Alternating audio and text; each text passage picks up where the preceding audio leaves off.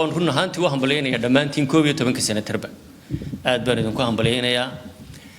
si gaara waa u kacay saaxiibkay wasiirkayga warfaafinta Usmaan Abuukar Dubbe ayaan si gaara ugu sii hambalyeynaya waxa uu ahaa libaax dabarka soo goostay waa libaax dhalidii la oran jiray oo dhinacan aabaana waa libaax dhinacan hooyadana waxa uu ka soo jeedaa Suldaan Diiriye waa kii dardaarmayo nimankii la yiri war labada gacmood bay isugu hay hadda gacan galiyo ku qaban weydo labadaba iyaga isugu geed marka malaha cidii dabarka ku haysay labadii gacmood baan isugu geeynin deedna libaax soo goostay uu noqday marka inta saaxiibkay baan leeyahay dhamaantiin waxaan leeyahay hambalyo qodobka kale aan rabo inaan ka hadla waxa weeyaan ee laga hadlay joogitaankeenna magaalada Xamar joogitaankeenna Xamar waa wada ogtihiin sanatarada soo baxay iyo dad badan oo inaga ah oo mas'uuliyiin oo xilalka haya ama jooga nolosha hadda ka hor ay haysteen rag badan iyo gabdho badan hadaad tilmaami kartid culays iyo siyaasadda culayskeeda ay ku bedesheen nafur iyo sacrifice ay ku bedesheen waxay ugu bedesheen in ay wax ku beeriyaan qarandhiska Soomaaliyeed joogitaankeenna Xamar macna ma yeelanayo haddaanu midho dhal lahayn haddaanu ahayn mid midho dhal ah maxaanu u joognaa in aynu qeexnaaba loo baahan yahay joogitaankeenna Xamar haddii aanu midho dhal lahayn waxa uu hagartaamo ku yahay Soomaaliland inaynu iska joogno miiska wada xaajoodka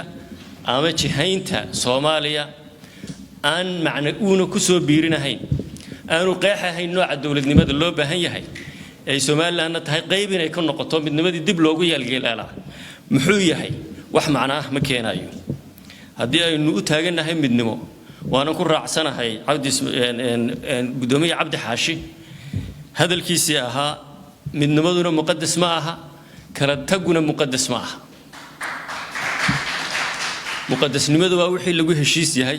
islaamkuna saasuu qaba almuslimuuna ala shuruudihim shuruudii lagu heshiiyeyna sideedii loo fuliyo oo lagu dhaqmo marka waa inaynu dib u qeexnaa maxaan halkan u joognaa maxaa inaga maqan maxaa inaga qabiyaha seen u dhameystirnaa waa tii ninkii yiri walaal ii dooray ama daadku ii qaaday haddii aynaan taa xaqiijinin wax macna leh oo aynu soo kordhinayna ma jirto 40 sanadood ee soo soconada taasa shardi inoo ah marka walaalkii Cabdi Ismaaciil Samatar waxa la professorka doorkan walaweynta u kala dusimayno ee shuruudaynu hor dhigayna inagoo midaysan oo mid ah oo reer waqooyi ah baynu leenahay nimanka qooqanay walaweyn maxaa ugu jira danta Soomaaliland iyo waxaad ka qabtaa muxuu yahay marka taasaan kuugu bishaareynaya barbarkay ka baxdaa waa bakayla qaleen waa aragtaan sanadka waxa isugu soo baxay doorkan jilib culusti professoro aqoon-yahano siyaasiyiin miisaan culus leh iyo rugcada iyo agwaano gabdho iyo wiilalba ayaa isugu yimid tartan furan oo xor ah oo fiican oo ka dhacay waxaan isleeyahay